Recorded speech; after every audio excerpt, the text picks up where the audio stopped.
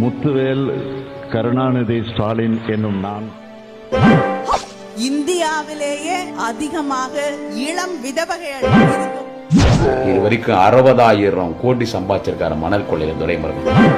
மிகவும் அடக்கி வாசித்துக் கொண்டிருக்கின்றோம். நாங்களும் எங்கி அடிக்க முடியும்.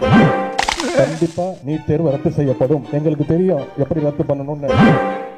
இந்தியாவில் இன்னும் விற்பனைக்கே வராத சொகுசு காரை அமைச்சர் KN நேரு வாங்கி இருப்பது பச்சை பாலை ஏன் தான் நிறுத்துறீங்க? கொழுப்பு கூண்டா நல்லதா கொழுப்பு கூண்டா நல்லதா இருக்குன்றது என்ன மாதிரியான கமெண்ட் சார்?